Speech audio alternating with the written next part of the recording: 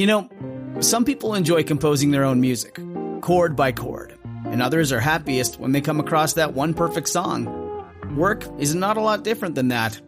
Whether you prefer building your own workflow or using a pre-made template, with Monday.com, you and the team can work in a way that's comfortable for everyone.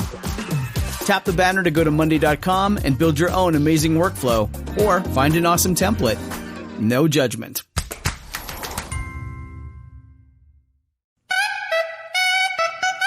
Taylor's in the house. My A1C is flunking, that's what my doctor shouts. It's 'cause I love the Dunkin', I won't eat Brussels sprouts.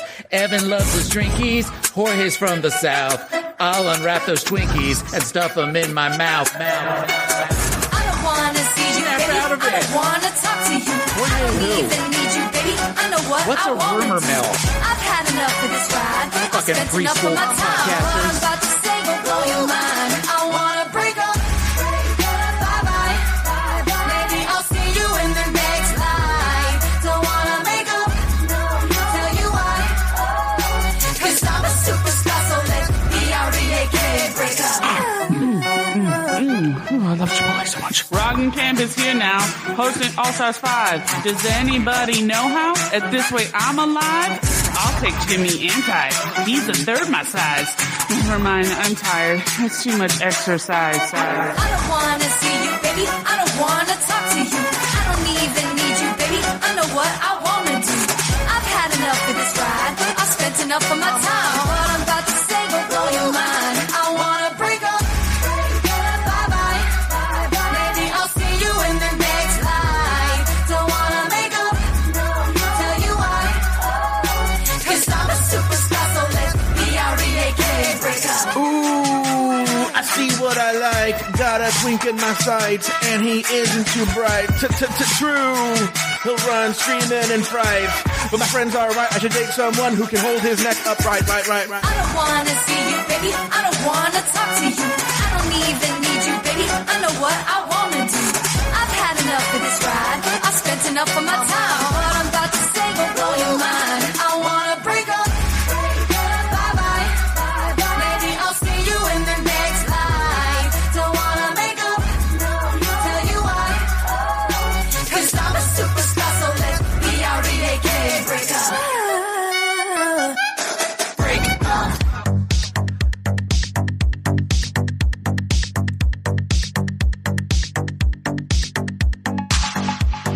Welcome to the RuPaul's Drag Race Recap Show for Season 12, Episode 1, titled, I'm That Bitch. My name is Joe Betance, and I am joined, as always, by that bitch. From the podcast pod is my co-pilot. Please say... I'll never eat kale again. I knew that was going to be the one. Did you really? Yes. I knew that was the one you were going to pick. You really did? Yes. When she said it, when she said never again, I'm like, that's going to be it. That's the one he's picking. To Taylor, the Latte boy. Hello, We Taylor. are back. We are back. No, Taylor, I got to be honest with you. I'm a little disappointed in you. So this is how we're starting. Welcome to Season 12, everybody. Per usual. The shame episode. Yeah, per usual, Joe starts with disappointment. I'm a little disappointed with you. Everyone, we are live not only on Discord for our Patreon supporters, but for a special tier called the Live tier. We are live on Crowdcast, and so everyone can see Taylor, and I can see Taylor. And during the song you just heard, this is Taylor's first time hearing that song. He was laughing. I made this song for you to laugh into the mic, and he's like covering his mouth and not laughing. Oh, because I didn't think you wanted me. I didn't think you wanted it overlap. I'm sorry. It was. I purposely muted my mic because I was afraid that it would cover up the crazy lyrics, the crazy funny lyrics that you did. Thank you. Kudos to you. Thank you. And by that I mean the chocolate bar. Yeah. Which was, by the way, that was the one that had like a Rice Krispie in it, right? Yes. I think there was Is that like a still little around? Rice Krispie thing. They still make those. They still make kudos? I don't think I've seen them. But I'm not usually eating candy bars. You know why? No. Because I only ever see them diabetes. like in Walgreens if I'm walking through to, get my insulin. I was saying like I have diabetes, but what's funny is I'm going to die young, but also that. No, but like for instance, like it's the day after Valentine's. All the candy is like so. And I'm like, oh. I'm also not a big sweets person. Anyway, wait, Taylor, we're making a big mistake here. All right, guys, if you're listening on iTunes or Spotify or other, not on Patreon, we're gonna take not a break. The next thing you're gonna hear is a beep. And then we are going to come back and jump right into the show. So the good news, you don't have to hear me and Taylor talk about our toes being chopped off and all that. Yeah. But when you come back, we're going to jump right into the show. For everyone on Patreon, you're going to get this segment. Okay, we'll be right back. By the way, Taylor, I need to tell you about a new friend of the show. Hopefully one day they actually formally join the Afterthought Media Network. But have you listened at all to You're Welcome America? It's by the way, it's you are, not the words you are, the letters you are, like text talk. You're Welcome America. Have you listened to the show? It's two British guys. Okay, I have. I listened to a couple episodes. Ben and Fraser. Okay, Fraser. Set your Frasers, like that kind of thing. To fun. Yeah, set your Frasers to fun. But it's two British guys, Ben and Fraser. Oh no, two UK guys because I think I know Ben's Scottish. Scottish, yes. Yeah. Because the episode I listened to, they talked about the traditional Scottish. It's where they celebrate the national poet, the poet laureate. Oh yeah, Robert Burns. Yeah, of Scotland, and then he tried to do haggis or something. Which sounds disgusting, but I would still. It was a very interesting episode. I would still eat it because I'm gay and I eat faggis, which is ass. Okay. But anyway, check out Your Welcome America. It's available on iTunes, Spotify, and wherever you get your podcasts. They're a friend of the show. It's a great show. Everyone on Patreon has been loving it. What they do is they take Americanisms and explain it to their British friends or UK friends, and then they take Britishisms and explain it to Americans. And I think it's super fascinating because there are things that they notice about our country that I don't notice that they think are weird. Like there was an episode recently where they went to Sizzler and they were trying to explain what Sizzler was.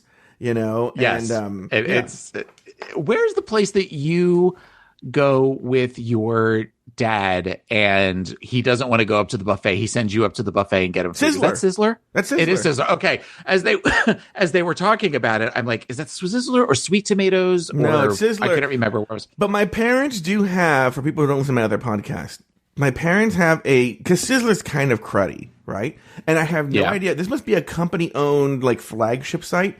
It's a fancy Sizzler. And I didn't believe them at first, and I went, and it's actually, if you've been, when you're out here, Taylor, I'll take you to both. I'll take you to a regular Sizzler where you're like, ugh, it looks like the buffet that you would have at a sad nursing home. Okay. Oh God. Yeah, you're like, oh, yeah, it's awful, right? And then I'll take you to the fancy Sizzler where you're like, oh, this thing's like the kind of place they would put blueberry jam on a burger. By the way, everyone should know. Everyone should know. I was just listening when I went to go get my McDonald's. I was listening to Taylor's other show. He was talking about how he went and he got sliders and they had onion jam. And I was like, this bitch loves a fucking jam on his burger. Whether it's onion jam or blueberry jam, he wants just jam on his burger. Anyway. Was it blueberry or is it blackberry? I don't know. I haven't eaten it. I feel like it's blackberry with brie. I'm going to go visit Taylor in the winter of 2020. No, you're going to Orlando, which is like 90 minutes away. Well, I'm also going to take a trip to. I want to see the land of Taylor, right? Oh God, no, you don't.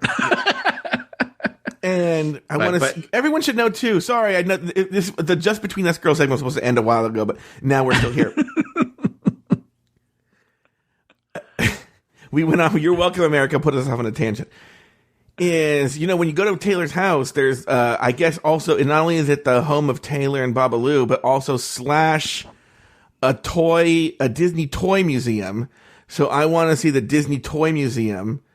Yeah, you remember you said your sister was coming over and you set up the crystal cases to display all your toys? Oh, in my house. Yeah. Oh, fuck off. So I want to see if I can get admission to that. If the curator will give me a tour of the museum. I don't know. I don't know. It's very, very exclusive. I have a dinner of chicken bog. It's another thing that Taylor has. I want to have the whole Taylor the Latte Boy experience. Anyway, what were we talking about?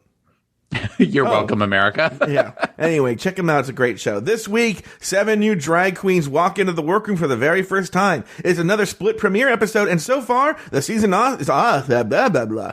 The season is off to a strong start. For the mini challenge, the girls have to show off their fall and spring couture, and in the maxi challenge, the girls have to write their own bitch tracks and choreograph the group routine.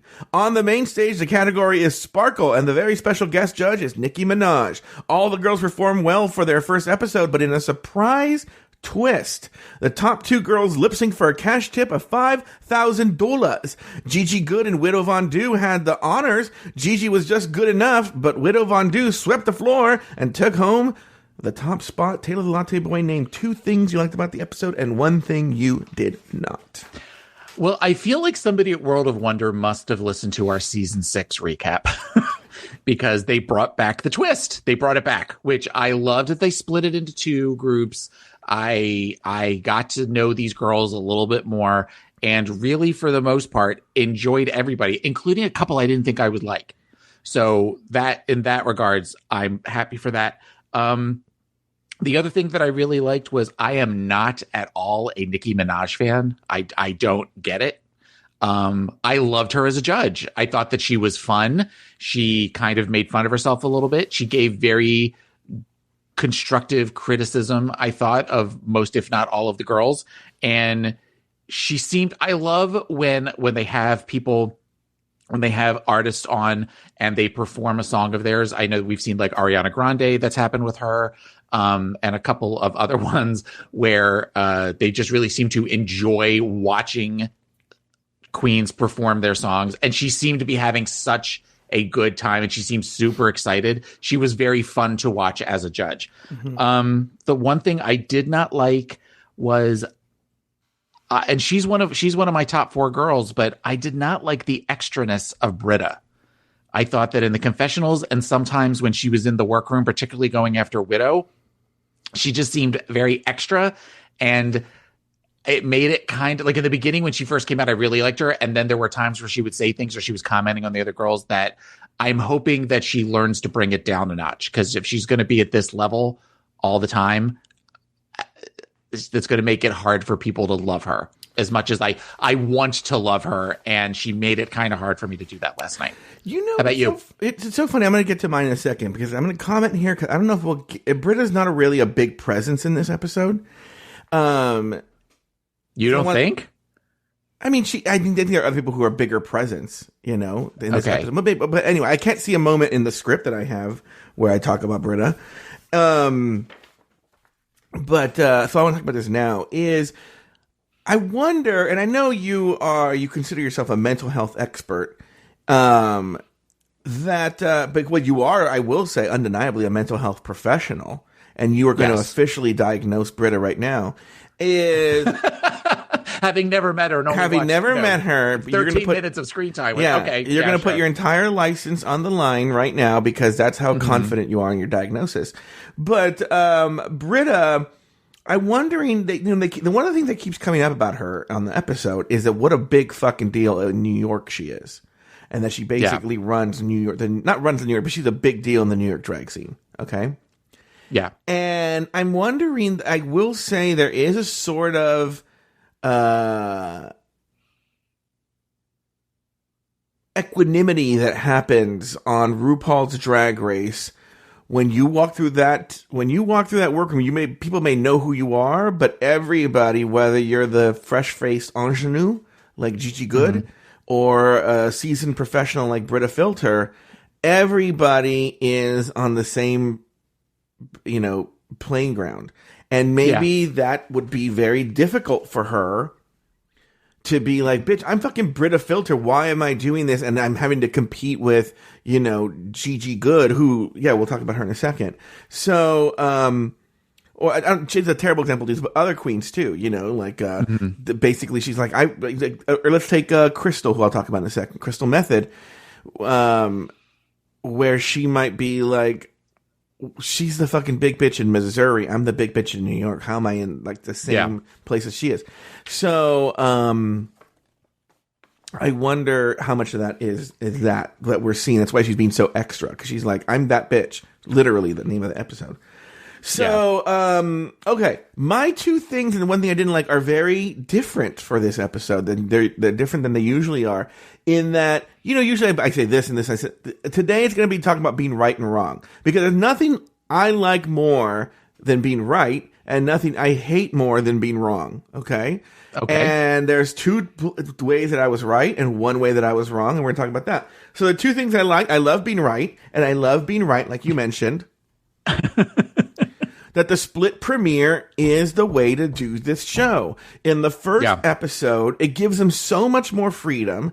In this episode, we get to know these 7 girls so much more than we would if there were 13 girls. And you lose people in the episodes before they go home, and all of a sudden they're gone, and you didn't get to know them at all, and it doesn't seem fair to them, right? It didn't seem like they got a fair shot, because all those girls are vying for attention. It's so much easier with 7 girls. Also, when it's fewer girls, they can do a more look-based challenge, like a challenge like this. Even though they did pull this off with like 13 or 14 girls in season 7, we got to spend more time with the look. In other words, it wasn't like boom, boom, boom, boom, because it burned the looks. And so I love that. You know, I love a look-filled episode. So. Yeah, a lot of people do. I like them too, Taylor. I like them too. I just don't like to You just don't like to talk about them. Except now, on the new Patreon show, Rulaska Thoughts, where we'll be looking at the looks on Crowdcast. And I think I can be fairly confident to say it's not, with the paper, the ink is still not even signed. The signature's not signed, but it looks like Natalie might join me this week for the looks. My cousin Natalie, who is a designer. Anyway, and everyone loves her. And you will too. I do love Natalie. I've heard Natalie on your show. Yeah, she's really good. She's awesome. Yeah. So, okay. And maybe some people from the audience, you know who you are. There's someone who wants to do the looks with me. I don't know why. Anyway, so she has a mom. I'll put it that way. So, what I was going to tell you is, so you like the split? Oh yeah, I like the split. Okay, so I love being right about the split. Another way I like being right is I called it on the Meet the Queens. This Widow Von Du, I said, now look, her look at Meet the Queens was pretty crappy, but her charisma and her uniqueness and her nerve came through on the Meet the Queens. And I said, this is going to speak to what RuPaul likes. RuPaul likes that bitch that Widow Von Du is. Yeah. And it's going to speak. She's going to do, I don't know if she's going to do well in the competition, but she's going to catch Rue's eye very quickly. And it happened. Yes. Widow was excellent on this episode. Hopefully she's able to propel that all the way through the entire season, but was fantastic on this episode. And so I like being right. The one thing I was wrong, and I will say in this case, I was happy I was wrong, and you didn't mention this, and I'm surprised. I was so wrong about Crystal Method based on the Meet the Queens. I think Crystal Method is, if she keeps it up, is destined to be a phenomenon like, I'm not saying she is, like a Katya, like, someone quirky like that. Now, Taylor's making a face. Taylor, go ahead, disagree with me so I can fight with you. I enjoyed Crystal Method. I enjoyed Crystal Method more than I expected to. And I feel like the fact that they were down to 7 instead of the usual 13 or 14 allowed her to not feel, nobody felt like a filler queen in this episode. Everybody felt like they had a right to be there. And I feel like she benefited from that. Her looks, for the most part, she had 1 or 2 looks that I liked out of like the 4 or 5 that we saw. But for the most part, they're going to go after her being so much accessorizing and so much with the makeup and so much. I can see that coming. She's okay. I mean, Oh, no. Well, okay. See, this is where I love fucking fighting with you, son of a bitch. Anyway. No, this is exactly what I'm talking about, though, is now I don't, look, Katya wasn't the show years ago, so get over it, right? I still feel this way, and we just redid season 7. And and I still feel this way, is Katya is an amazing television personality. I just don't know, in season 7, I think she's better in All Stars 2, but in season 7, I just don't know how strong of a competitor she was, right? Okay. And that's when I'm likening her to a Katya, is she won America's heart through her quirkiness, and that has nothing to do with her in the competition. But it's so funny when you mentioned the accessorizing. Now I get what she was doing in Meet the Queens, but it didn't play off well in Meet the Queens because we didn't know who she was. Does that make sense? Yeah, I guess Taylor, she had the band One Direction tattooed on her in, I don't remember if it was Farsi or Arabic, but she had it tattooed on her, and she doesn't speak those languages. Okay, well, basic white girls do that all the time, where they have, the recipe to chocolate chip cookies in Chinese on the back of their arm. But they don't know that she had it on purpose done that way. It's so funny. I want to see more of her, whereas in the beginning when we did the Meet the Queens, I was sort of very dismissive. I feel like she, some of the looks were great, but they all seemed very where she's almost hiding behind the makeup. Like the clown outfit when she first came in, it felt like you couldn't really see her face, and even the devil look, you can't really see who she is. When other queens have completely covered their face, for everybody from Kim Chi to I know Sasha did one time where you can still see them underneath. It feels too early for you to be like hiding your face to where you can't actually see who the person is, and you can't recognize them in a room full of queens where you can't. When Kim Chi would do the thing of where she had like the black and white where she was like kind of half moon half sun, you knew it was Kim Chi because you had seen Kim do other looks prior to. This seems too early to be one of that where you cover. It's similar to the Dragula girls, when some of the Dragula girls, when they cover their face completely and you don't really know, it's hard to differentiate between who they are. I see what you're saying. I want to know more, but I just don't. I feel like it's too early to be that in your face. I see what you're saying, but what I'm telling you is I think maybe this is why I clicked with her early on, is I feel she sees I know there's a better word for this, but I can't think of it right now. I'm not a human thesaurus, Taylor. She sees the falseness of RuPaul's Drag Race, which I think all the girls do, but she's also she's brave enough to laugh at it in the face of the camera. And I think that's really a wise choice. From what I think she's got that. That means that she is a lot smarter than I'm giving her credit for. Because if that's picked up on that she's laughing in the face, she'll be gone just because of that. Because Ru's not going to tolerate that. No, but I think she does it in a way that's respectful. Like that's okay. I think we're going to talk about her in a second anyway. So let's just jump into the show. Okay. Okay. And then because then we're going to do the entrance looks and then talk about them all over again. Okay, first one into the workroom is Britta Filter. She's 34. Oh, I think they don't call her Britta Filter on the show. They just call her Britta, right? They call her Britta, yeah. Yeah, Britta, 34, from New York City. She comes in. Now, her line is, "Here we go, sis. Y'all thirsty?" Like I said, she's well known in New York City. Also, not a black woman. I assume she says this in her confessional that people assume she's black, but she's actually a Polynesian princess. I assume she was a black woman. Your thoughts on Britta Filter and her entrance and everything, Taylor? I liked the look. I thought she was cute as a boy. And I wrote down Polynesian and also very funny. She definitely was where she was trying to get the zingers in. Yeah. No other thoughts on her entrance? No. All right. Very good. Next we have Nikki Doll. She's 26, from New York City via Paris. Oh, no, from Paris via New York City. I don't know which one it is. She came in and she said, well, it was a long flight. Now, she says she's inspired by 90s fashion, and she's only been in the U.S. for a year and a half. She came here from Paris. Taylor, your thoughts on Nikki Doll? I definitely get the inspiration from 90s style fashion, 90s supermodels, that sort of thing. Her look, I was expecting more. I was expecting more from her. It seemed very for the entrance look or for the entrance look. I was. Oh no, we're going to talk about at least one of her looks from the runway later. But I thought her entrance look, I was a little underwhelmed.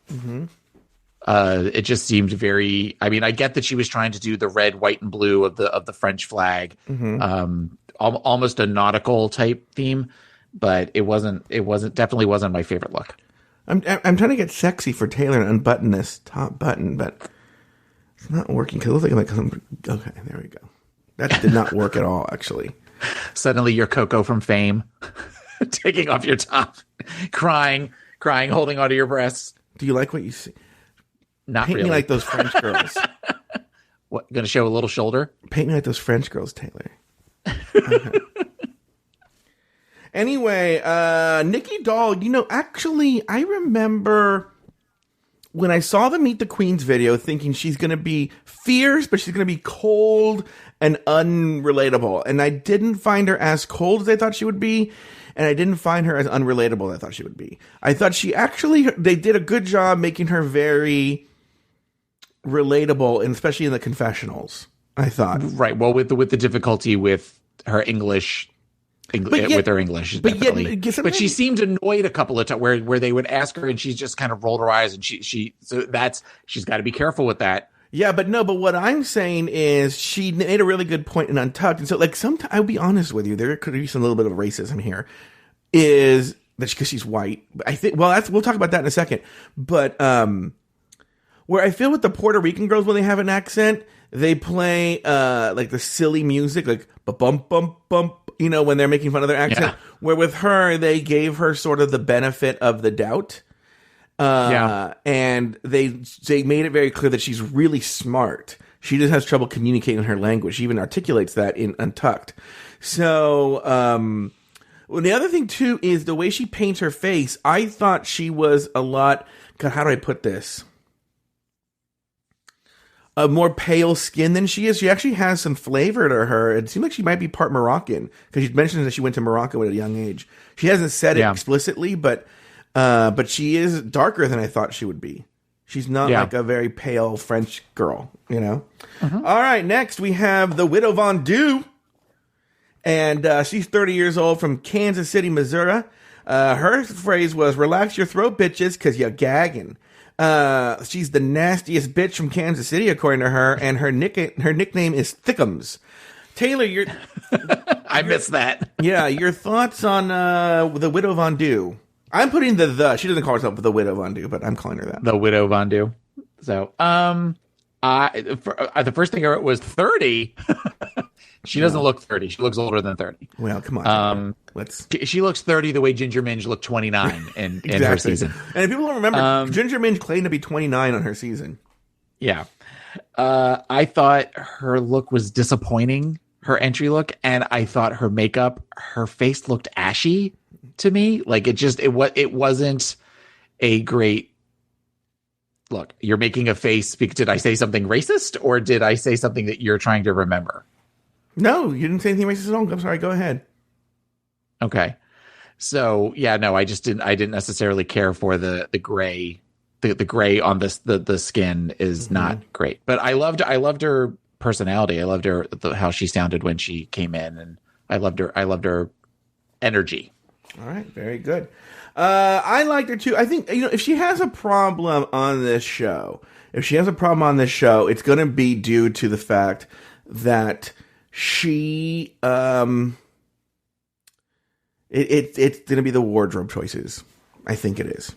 But I think she has everything else. She has the personality down. She's great television. We'll talk about her lip sync in a bit. That was a fantastic lip sync, but I almost wonder if she spent all her lip sync money on that one lip sync, so to speak. That's a concern for me too. Yeah. I don't know, but I like her personality a lot. She's great television. Yeah. All right. She has the potential to be the narrator of the season. Next, we have Jackie Cox. She's 34 from New York City.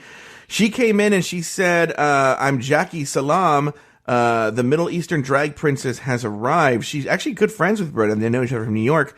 And Britta doubts Jackie's ability to bring glamour to the show. Taylor, your thoughts on Jackie Cox?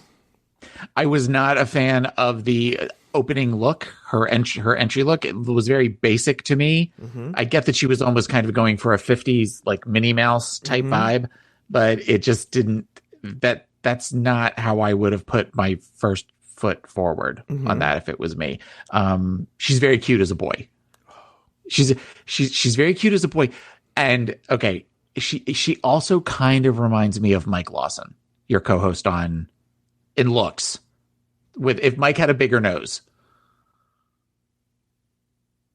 I don't agree with that. Okay. But, well, I mean it as a compliment. I mean to Mike. Maybe that's why I don't agree with it.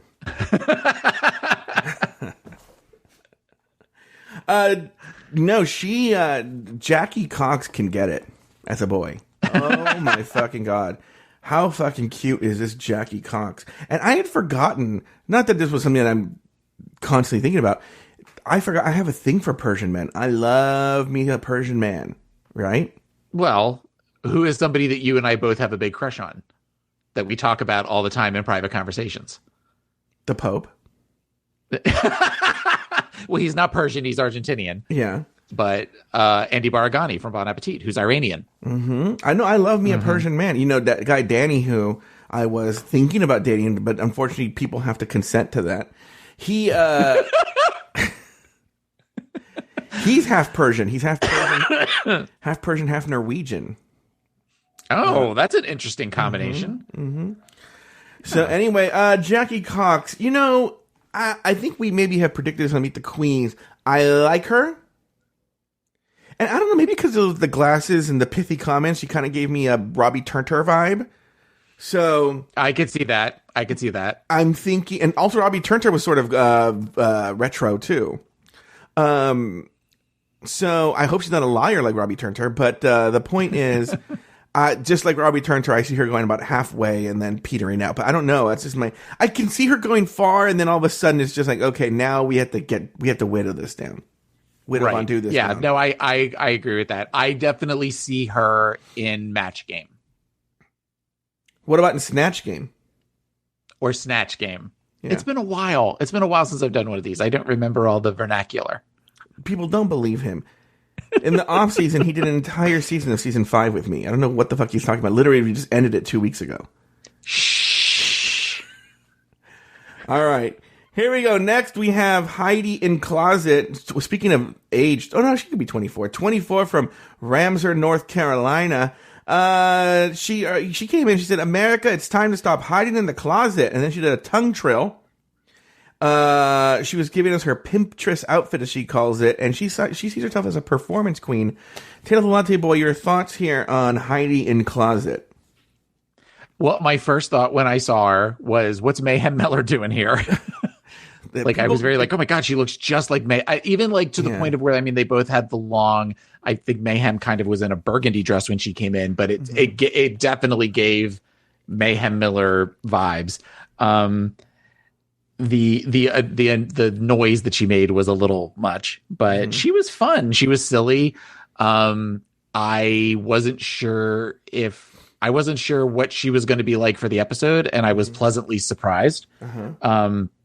I hope that she's around for a while. She gives me, and I'm not comparing her to this, but I think that she has, much like, we just said that Widow is the narrator, but then you kind of have the backup narrator. I feel like if Heidi sticks around for a while, she could be that in the way that Chi-Chi was that her season, where she's kind of, I could see Heidi, if Heidi goes far, being Miss Congeniality.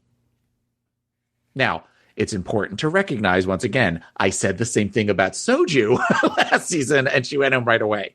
But if Heidi sticks around for a while, she seems to have an energy about her that where she doesn't seem to have anything but positivity. We're not seeing, even though she's hard on herself, she doesn't seem to be pushing that out towards other girls. So if she keeps that up, I could see her being a contender, let me put it that way, for Miss Congeniality. I think this is one of the queens where you and I differ. First of all, I want to say I don't know if I agree that Widow Von Du is the narrator of the season. I was just echoing what you said because I'm an effective broadcaster. But also, with Heidi in Closet, I found her, I found her forgettable in Meet the Queens. And I found her kind of unlikable, and I can't put my finger on why in this episode. I don't know why. I am glad they nailed her. They nailed it on the judges panel when they talked about her name. Now, by the way, I don't think that they're particularly, insightful. I think anyone with halfway decent taste would say that's a horrible drag name.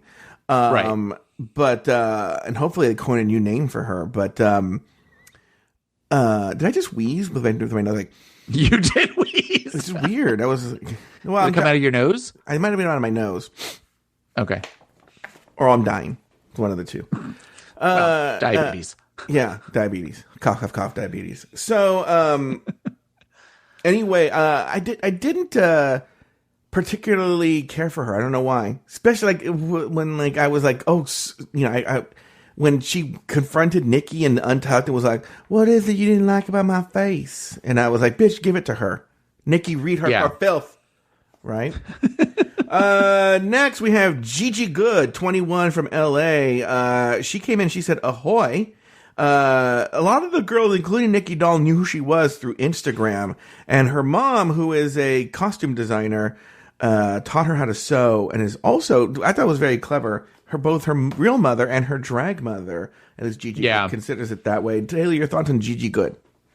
I love the idea that I can't believe no one's done a pirate motif coming in yet. And so I loved that. I wasn't as crazy about the color combination, but I have a feeling that probably reads better live than it did on the air with the real thin metallics. And I couldn't tell at times if it was it almost looked sometimes it looked blue, sometimes it looked teal, sometimes it looked purple. So I wasn't exactly sure what color it was, but I'm excited to see what she brings this season, particularly after that lip sync, and also her lyric. She's shown over the course of the episode that she's much more dynamic than just a look queen. So I'm excited to see her. Let me ask you this question. Something I talked about in the first response last night, which is,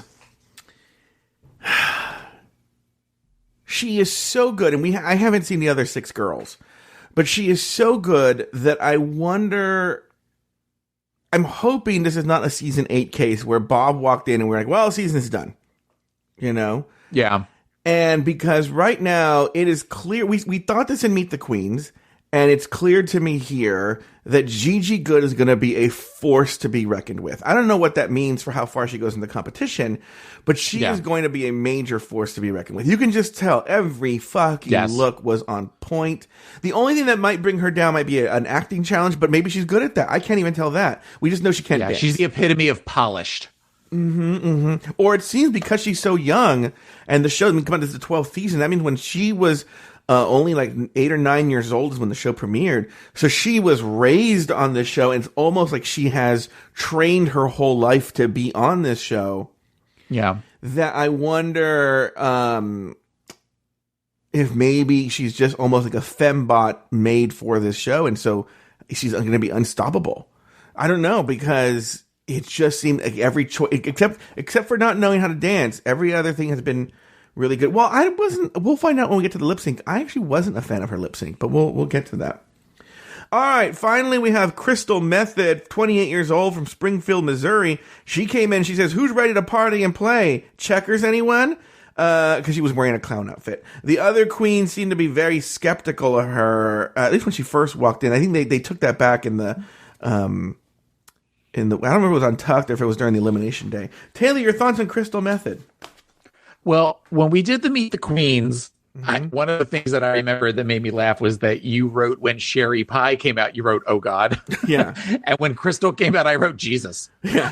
That's all I wrote, was just that's a lot of look to come in. Where some of the other girls were definitely playing it down, she was playing it up. And I kind of don't get, we talked about this before. I want to be able to see your face. I want to be able to see the beauty of who you are. And I feel like the makeup and with the crazy frizzy hair and the big ruffles around the neck. And it was too much. Plus, again, color choices, the weird, like, avocado green with the limey lemon yellow green and the whole, it just looked very messy to me.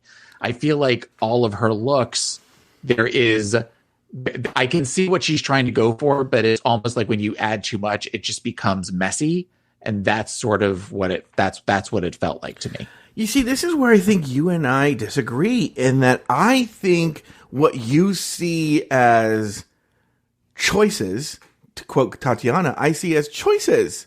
Like, in other words, this is part of I feel like you're not seeing the punchline. That this is she's intentionally choosing, for the very reason you don't like those colors are the reason she chose those colors.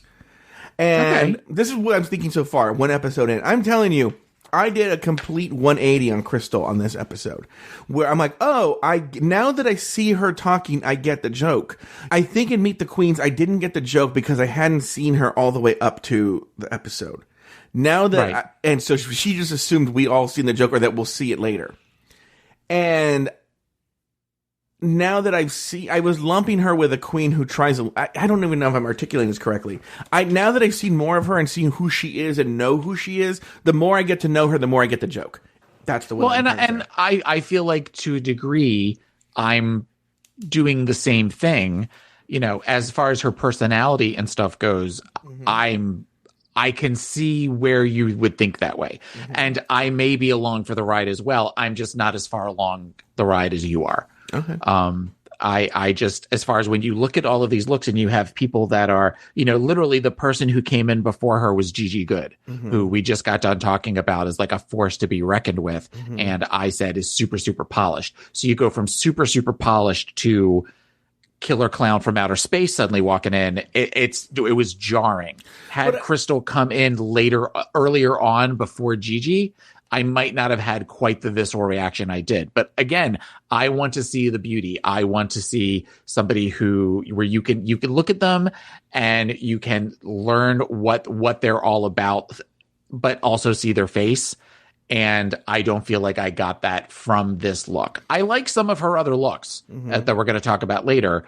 This look in particular, if we're focusing just on this, it was not my cup of tea. But what I'm telling you is I think the producers do that as a choice because the producers want to show that difference between Gigi Good. They're highlighting that difference. It's not by accident. They want to highlight, here's someone polishing or something. Yeah, I get that every decision is crafted. I get that.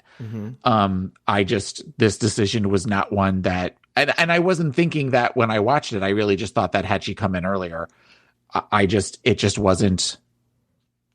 I might be being played by the producers as far as that, where my reaction of it is what they want me to have, because we're gonna watch her blossom into an amazing fierce queen. That's just kind of, I don't dislike her. I don't dislike her as much as I did from the Meet the Queens video. But this wasn't my cup of tea. An example from UK is Davina. You and I both hated Davina. True. And then right when she came in, she did the laugh like once or twice, but then you almost immediately like, okay, I get it more. And I feel like with Crystal, we're kind of maybe on the same path, or at least a path that's parallel of where, okay, I understand a little bit more. It doesn't mean it's my aesthetic. It doesn't mean it's what I like, but I get it. And that's kind of where I am with her. At least at this stage it's the stage in the episode. All right, well, that's the entrance look. Taylor, I'm tell you what, why don't we take a break right here, and then when we come back, we're going to jump into the episode proper. So for everyone listening, we'll be back right after this. This is Amy Poehler. My new movie, Disney and Pixar's Inside Out 2, is coming to theaters June 14th, and it's making me feel joy and sadness and anger, definitely some disgust, and I think a little fear. But I'm also feeling these new emotions like anxiety, embarrassment, envy, and ennui. It's what you call the boredom. Okay, that one was weird. It's going to be the feel everything movie of the summer. Disney and Pixar's Inside Out 2. Rated PG. Parental guidance suggested. Only in theaters June 14th. Get tickets now. All right, Taylor, we are back from the break. let's jump into the main show here. After 7 of the girls were in the room and the fake acting was over with. Oh, that's right. Like, where are the other girls? Where are they? I'm like, oh god, this is the fucking word. Never ask these queens to act fake or to fake act. After 7 of the girls were in the room. Do you think that was fake though when they started playing the music?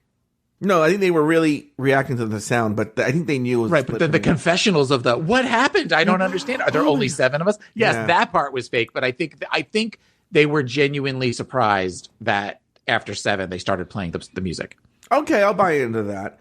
RuPaul entered the workroom to announce this week's mini challenge. For your very first mini challenge, it's Fashion Week at RuPaul's Drag Race.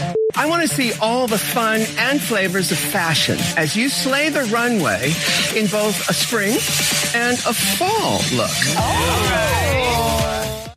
We're back on the fashion show runway. Rue, Carson, and Michelle Visage are there, accompanied by Raven and Kim K and Kanye West, played by Kimora Black and Mayhem Miller, respectively. Okay, I knew it was Kimora. I didn't realize that was Mayhem. Yeah, Mayhem Miller was playing Kanye West.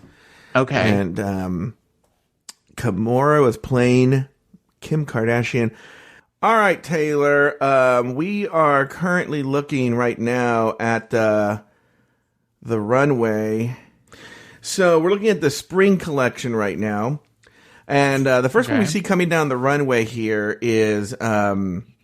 this is Brita Filter. What were your thoughts here on Brita Filter? I love the color. I love the color. I thought my one criticism of this was it didn't seem to fit her well. I thought the stitching on it was where there was a lot of wrinkles. Okay. Something like that. I want it to be more, I want it to be more of a polished look. Yeah. It just didn't look like it really fit correctly, but I love the color of that. I'm a huge spring color, that palette. I love that kind of stuff. All right, next down the run we have, I'm just going to go with the video. You have to time it to the video, Taylor. Next down the run we have, who is that? Oh, it's Nikki Doll. That's Nikki Doll. She is wearing a lavender dress with flowers, like it's a lavender color. I did not like this look at all. I did not like the flowers hanging off the one tit. Yeah, no, it was not. It was not what I was really all about. All right, next we have, who's this? Widow Von Du wearing a neoprene neon. The neon seems to be her color, a color palette, which I appreciate and love. And I love that it made her thicker. And I mean that as a compliment. It means that she is all about showing off her body and all of that, accentuating and appreciating it. And I loved this look. I thought it was. Oh, you loved it. Very kind of Missy Elliott. There seems to be a vibe she has. Yes, right. They referred to it as Missy Elliott earlier on, and I definitely I can see that. Okay, I like the hair too. Next, we have Jackie Cox here. Jackie Cox, looking very Mod Squad, very go-go dancer, 1968. I again bright colors. I love it. I love the neon boot. I love the hair with the little spit curls along the sideburns, and she looked. I feel like she takes us on a character arc through all of her looks for the rest of the show, and this is just the beginning of that. All right, next we have Heidi in Closet. Heidi in Closet. I love the watercolor type print. I feel like I said the hat was just too much. She's almost going for almost like an Egyptian type thing. I feel like the hat. I think the fashion gods knocked the hat off. Yeah, she saying it was just hat. too much, and that's why they didn't want it on there. If she didn't have that on, and she had, or if the hat was shorter, I think it would have been even. I think it would have been a great look, but this was just a really good look. And her hat fell off, and she kept going. She did not, and she kept going. Yeah, she kept going. I will give her that. Bravo to her. Next, we have Gigi Good. Before you hijack this, I love this look. Go. Okay. I love the look. I love the colors. I love the helmet. I love everything about it. Sorry, I didn't realize. I thought you were just asking my opinion. No, I want your opinion. I have a whole other show where I'm going to talk about this. Go ahead. Okay. And that's it's again polish. It's all about polish. Yeah. Next we have this is Crystal Method. Yeah. I love the print. I thought the print was a very fun print, but again, you can't really see her face. It's just there's too much up around the face, and we can't see. You can't look at her and go, "Oh, that's Crystal." method because you can't recognize her right away. It's too early for you to be completely covering your face like that, I think. All right, now it's time for the fall looks. Once again, Britta Filter walking through. Give us your thoughts, Taylor. I love the color blocking. I love the fit fits better than the last one. I love the hair. She's kind of giving me Ursula. Like if Ursula was on Broadway, like I could see her performing as this character. And I mean that as a positive because it's sort of, you have like a seafoam seaweed look around her. Great look. All right, next we have Nikki Doll. Nikki Doll, one of my favorite looks. I said to my husband, I said, Jean-Paul Gaultier, as soon as she came out, and they all focused on the fact that it was very Gaultier.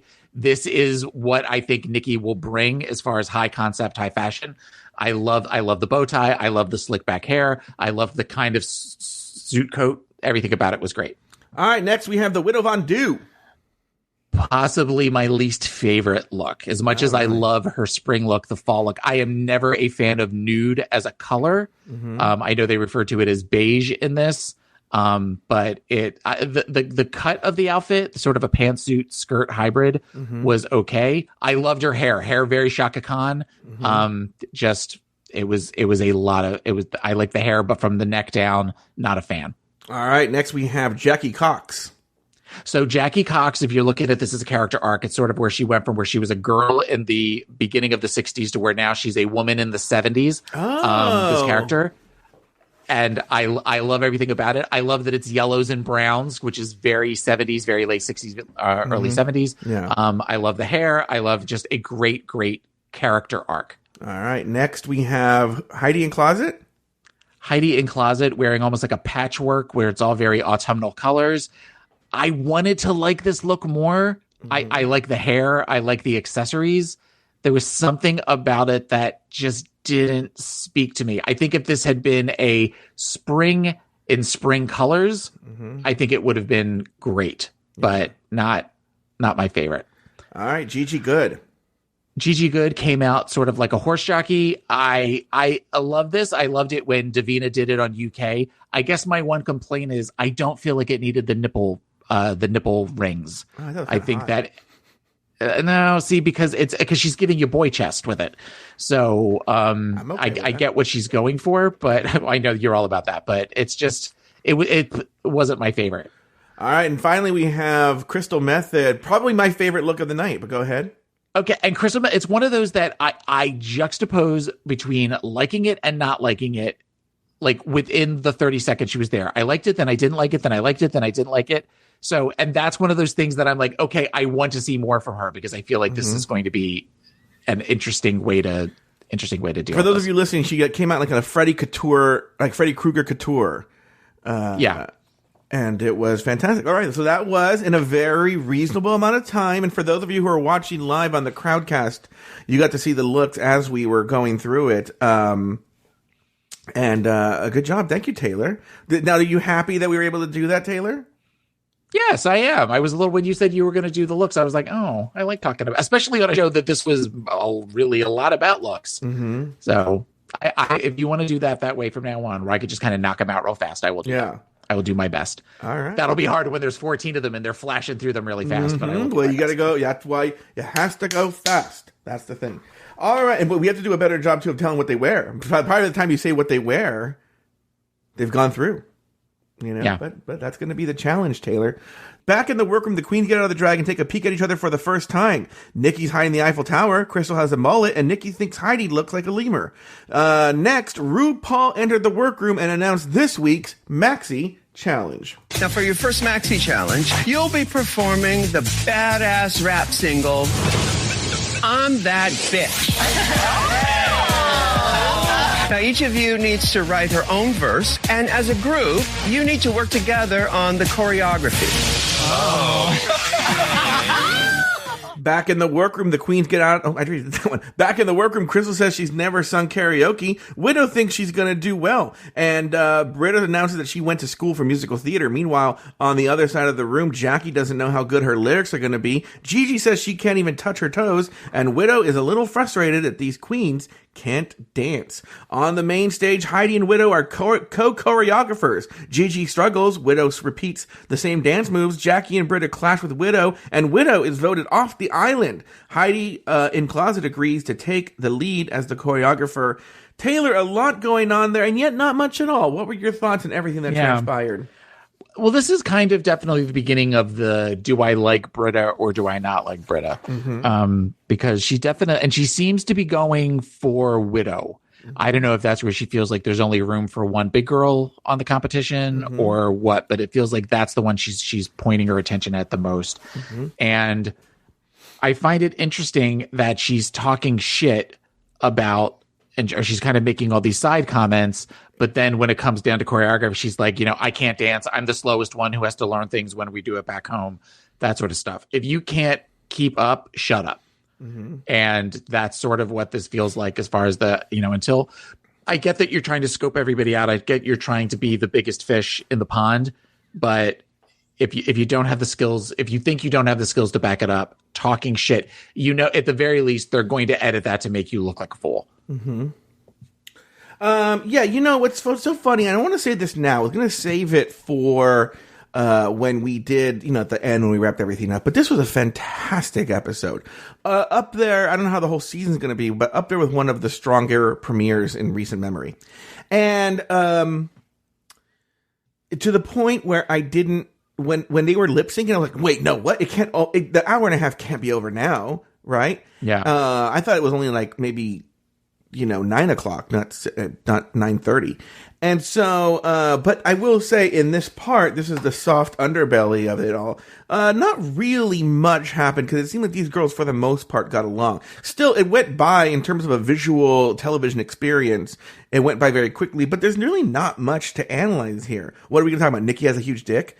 And so, and I also think a lot of the choreography stuff was a lot of, it was much of Widow Von Do about nothing. And, that was so fucking clever. I gotta give myself props on that one. No, slow the clap down. Yeah. Slow the clap down. You need to really give yourself, yes. Anyway,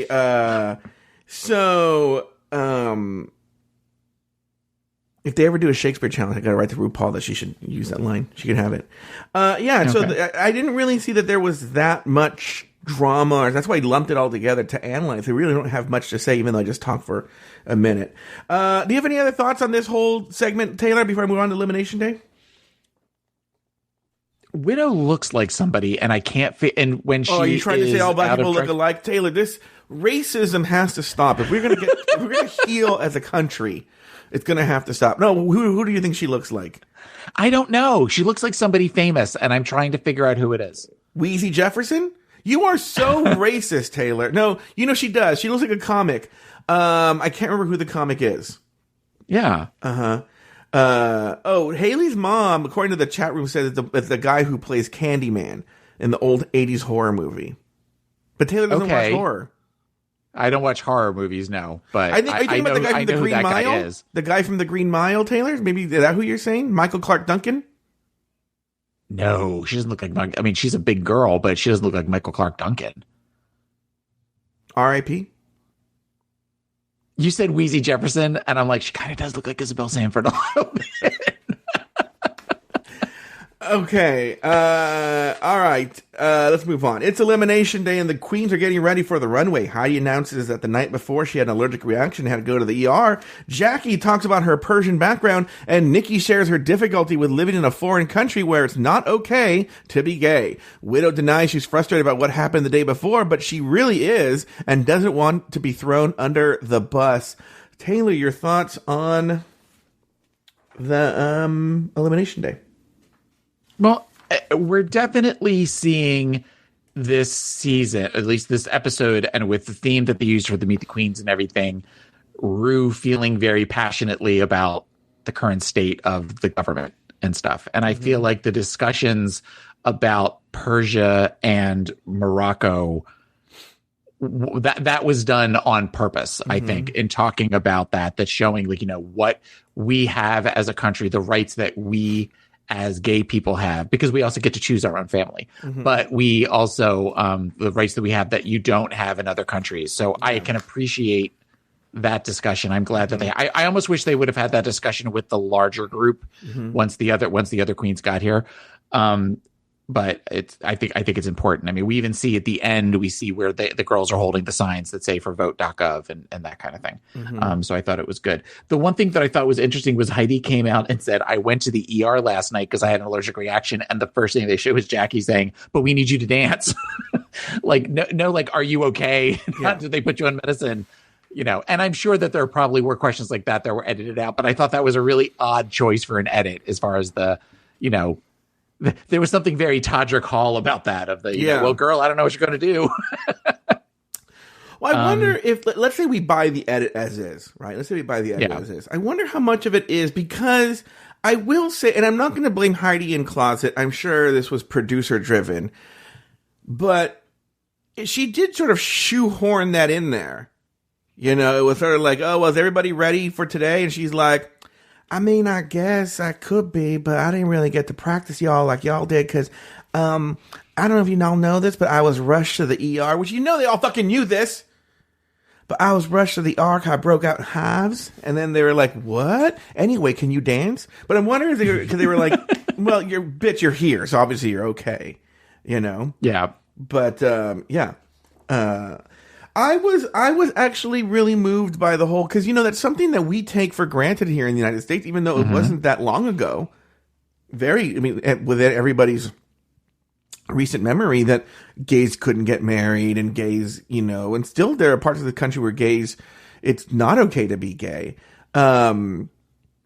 But I think it's very easy for us who watch RuPaul's Drag Race to lose sight of that. Even though in this country it might not be okay to be gay, it is one of these things where you could be jailed or killed in another country. Yeah. And I think it's sometimes always good to be reminded of that. What did you think about the part where Widow Von Du, after she's okay, once again in the commercial, they lie and they make it seem like she's, and then she's like, I'm fine. What were your thoughts there, Taylor? I think that Widow, we are seeing again, because she talks about it a little bit in Untucked, was recognizing the role of the editors and recognizing the edit and how it could become off as narrated, in that, she, you know, I could be the one that you all throw under the bus if the choreography doesn't go the way that it's supposed to. I've seen this happen a million times on this show. So yes, I was frustrated. You know, and I still don't trust y'all yet. I don't know anybody yet. So I'm going to, at the very least, I'm going to play it off like, no, I'm okay. But I think there were still a little bit of hurt feelings about that. Yeah, I totally agree. I think she was hurt. But, you know, and let's actually, I want to come back to this. I think this is important, but I think it connects to this. Let's go to the main stage. Nicki Minaj walks out as RuPaul, and Michelle once again. Oh, she walks out as RuPaul, and Michelle once again proves why she can't land an acting job, even when a part, is written for her on her best friend's television show. She can't get that job. Michelle is the worst actress. Like, Carson's a little better, but at least Carson's not trying to be an actor. She is so bad. She's like, oh. What? Why is Nicki Minaj walking out? Like, I mean, I thought it was actually a very clever, cute way to bring, because you have to, first, you can't just go like, oh, it's Nicki Minaj, you know, like you have to have an entrance for her. I missed that. I was actually taking a note. I was writing something, and then I looked up and something like, why is Nicki Minaj there? But I saw like a split second of Michelle looking with this big mouth, like surprise. So I'm gonna have to go back and watch it another time, but I got the gist of it. But the joke was funny when the music starts, like you hear it in your music again, like, oh no, she's coming. You don't get it. It was a very clever, it was a cute way of doing it, where she said she's trying to like shuffle like you know, Mrs. Wiggins from the Carol Burnett show. So it was cute. But again, Nikki was a really good sport. Yeah. She didn't try to come off with that persona. You know, she was there. It felt like she was there to have fun. But do you think, and this is when I wish we had a person of color here, instead of the white devil like you, and where it's where you think maybe like Nicki Minaj was so charming on this episode that perhaps and this can often happen with women or people of color, so obviously a woman of color, where when they stand up for themselves, they're labeled that bitch, to go with the theme of the episode. Oh, because they don't let people walk all over them, they're that bitch. You know, and maybe that's what it is. Nicki just doesn't let people walk all over her, and because she stands up for herself, people... Now, I don't know the whole Nicki Minaj history, and I know people will send me like, no, but she got in a fight with this person right here because Taylor Swift didn't do this, and you're like, okay, calm down. Right? Yeah. But maybe it is. I'm not a huge... Okay, I will say this. I am not a huge rap fan. No. But a person who references Laura Branigan in his episode isn't a huge rap fan? I love Laura Branigan. Shut up. Mm-hmm. But I will say that if you were to look through on my iTunes or Apple Music, most of the rap that I do have is female rappers. Mm-hmm. It tends to be a lot of old school female rappers. So it tends to be old Queen Latifah. It tends to be Salt and Pepper. Yeah. I do have one or two Nicki Minaj songs. I'm not a big fan of that persona that she gives off, and when she's rapping, the character she plays while she's rapping. Mm-hmm. And so I went into this assuming I assumed it, so it's on me. I assumed that she was going to be like that, or some degree of that, mm-hmm. while she was judging, and she wasn't that way at all. She seemed very engaged. She seemed where she was just having fun. A lot of times when we see her, whether she's rapping or she's getting awards, she's working towards a goal, and I respect that. It's just not what I want to see. I want to see fun. I want to play music that's fun. Mm-hmm. I want to see people having fun. And this was an example of that I really enjoyed. You use the word charming. Charming is not a word I would ever use to describe her. And I found her to be super, super charming. Yeah. All right. Now, so the reason I was kind of rushing to this is let's talk about the bitch track number. I'm that bitch. What did you think of the number as a whole? Were there any standouts? And then I will talk about Widow Von Du when we talk about that. I thought it was great. Yeah, they did a really good job. I thought there was not really one weak one in the group. Yeah. I mean, I get that they were kind of going a little bit for Britta and Nikki, mm-hmm. but even then, I enjoyed both of their. I enjoyed all 7 tracks very, very much. Mm-hmm. All right, very good. Well, the point I was going to make was the choreography, especially for the fact that like some of them couldn't dance and whatnot, was very well done. And maybe Widow Von Du, sometimes people are really good dancers for themselves. Kennedy Davenport's a really good example. Oh, by the way, speaking of great line from Crystal when she said that she was the dancing diva, she's known as, they're like, are you really known as that? And she's like, no. That's so funny. I don't know why you don't get the whole Crystal Method thing. Anyway, get on board, Taylor. Okay. So anyway, so I think maybe they made the right choice. Maybe Widow Von Du wasn't the best choreographer. Maybe she was always doing that stupid move all the time. All right, Taylor, before we get to the looks, I want to talk about something here. If you're not on Patreon, you're not doing drag. If you're not following us on Patreon, we have these new tiers now. And I'm not going to plug one right now, which is the $5 premium tier. For $5 a month, Taylor, you get so much content. In fact, to the point where the other people who I talked to on Patreon, they were telling me Joe, there are podcasts that charge so much more for less. There's one podcast that charges $10 a month, and you get one 45-minute bonus episode a month. And I was like, what the fuck am I doing? They're like, yeah, you're undercharging.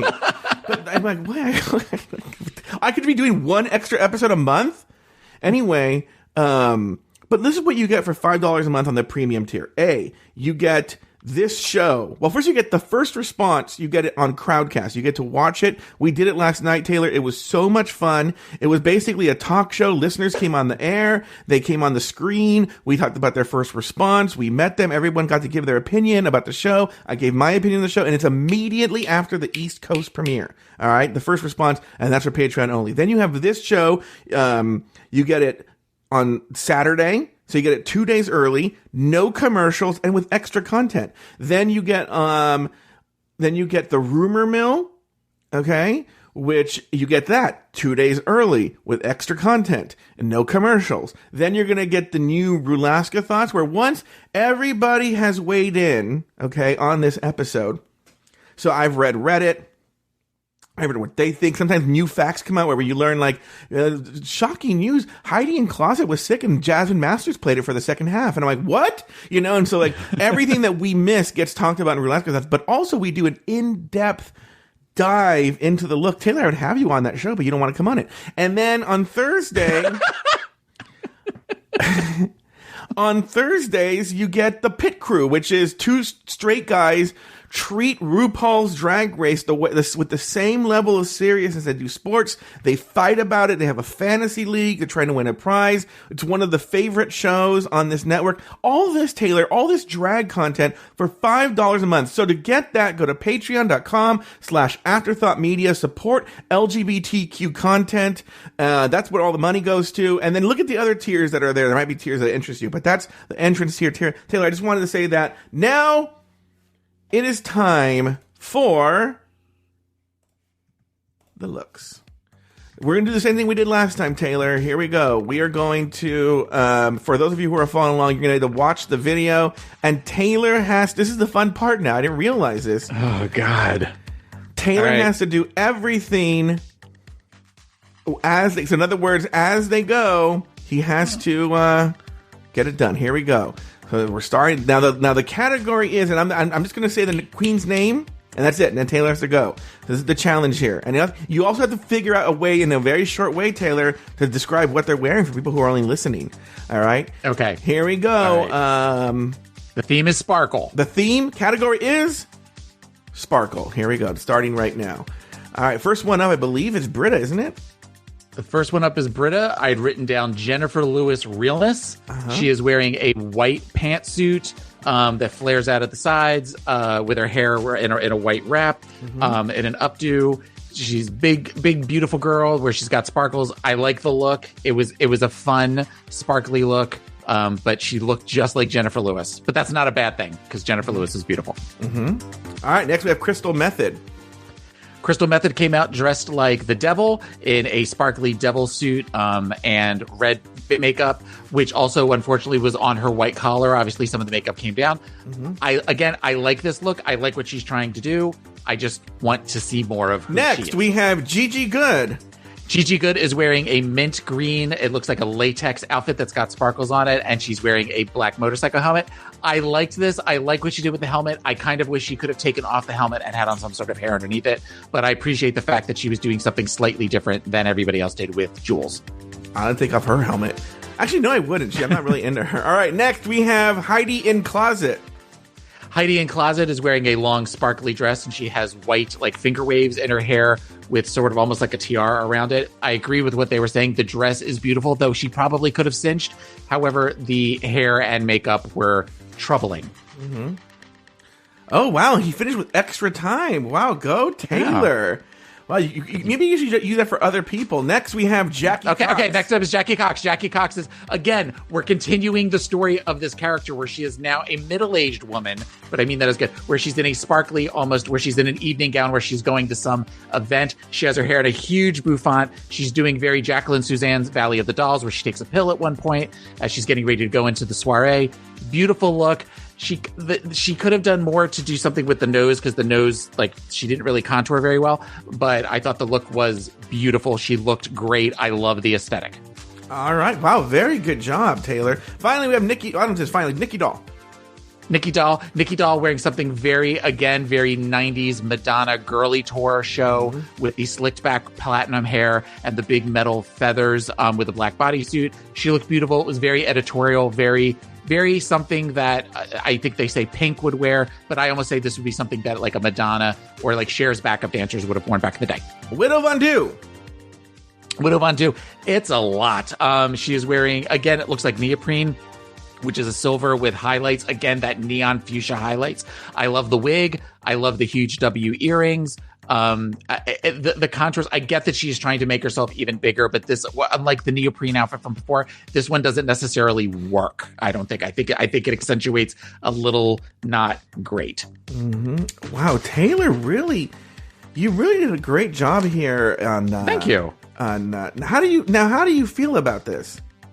I like it. I like it. Well, because Joe and I had a conversation where apparently I take over sometimes and I do too much talking, and he doesn't get a word in edgewise. So I was going to be a complete cunt and just answer you in one word answers all episode. No. But what I was talking about is, look, here's the deal: is in terms of like broadcasting, people, not even in life. People can't absorb more than like 30 to 45 seconds of the same thing, right? So especially in broadcasting, you want to have a conversation that goes between every 30 to 45 seconds, right, Taylor? Yes. Exactly. And then you and Lori that week were doing this thing where you guys would go, Lori went for 2 minutes exactly, and she talked about five different topics. And I was like literally my head was spinning. Thank you. All right, on the main stage, Nikki performs her own take on the verse, and all the girls except for Gigi and Widow are deemed safe. For a while, it seems as if Gigi and Widow are in the bottom two, but it turns out that no one is being eliminated this week, and Gigi and Widow are in the top two, and competing for a cash tip of $5,000. That leaves Widow Von Du and Gigi Good to go head-to-head in a lip-sync battle for some dough. The song, Starships by Nicki Minaj. In the end, the Widow buried Gigi, but Good, and was named the winner of the lip-sync and the challenge. Taylor, any final thoughts on the episode? Your thoughts on lip-sync, on everything?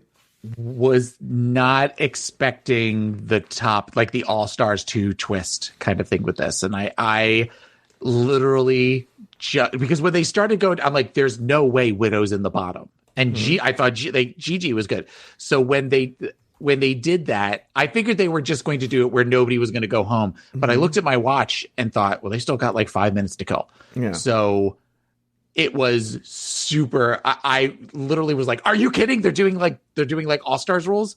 So I'm assuming they're not going to do that for the season. I have a feeling that they're probably going to do that for next episode, and then it goes down to where they'll go to the bottom two.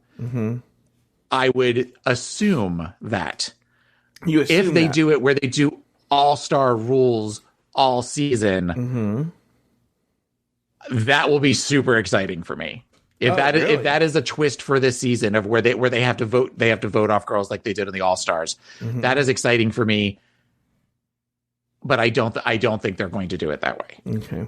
I would be super, super excited. I thought both of them did a great job with the lip syncs, just for very different. Whereas Widow was kind of all about the shablams and the crazy. Her body is, she's obviously ambidextrous. I thought Gigi, kind of as a comedy thing, was fun to watch. She had a very small repertoire of moves that she was doing with it, but it was still fun to watch that, where she wasn't just trying to be super glam. She's trying to show different sides of her personality.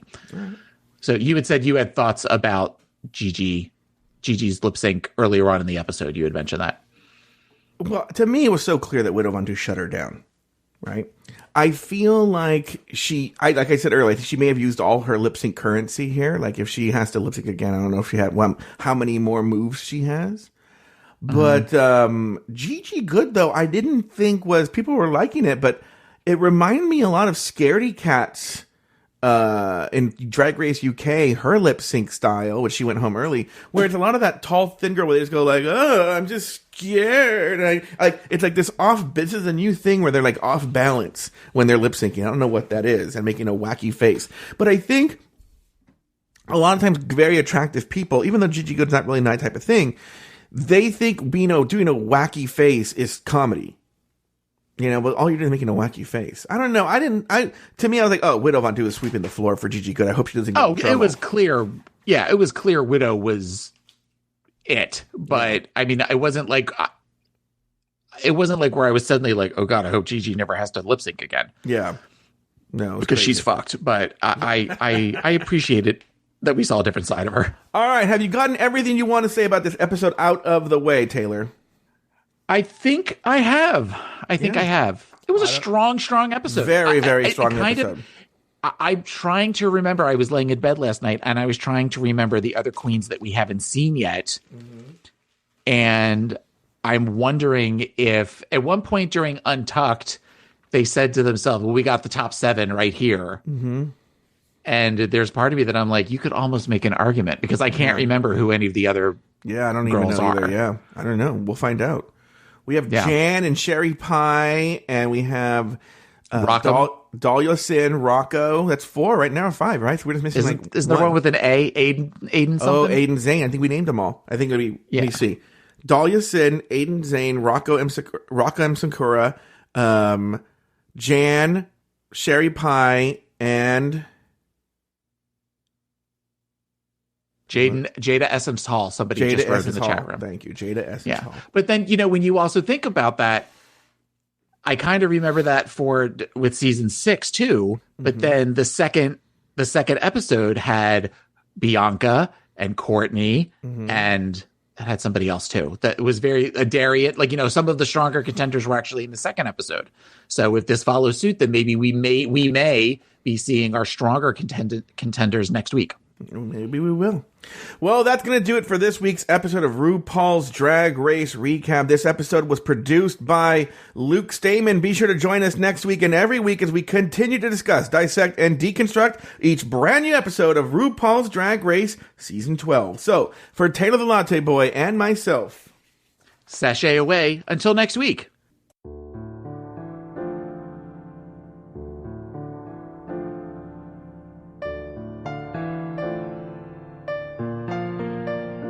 Thank you for listening to RuPaul's Drag Race Recap.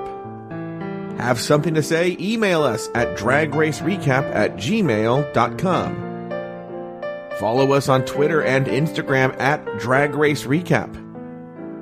If you want access to more Season 12 content, support us on Patreon at patreon.com/afterthoughtmedia. You can follow Taylor the Latte Boy on Twitter and Instagram at PIMCTaylor. Follow Joe Betance on Twitter and Instagram at Joe Betance. That's JoeBetance. The theme song was written by Lucian Piani and arranged and performed by Alex Lefebvre. This episode was produced by Luke Stamen. Drag Race Recap is an Afterthought Media podcast.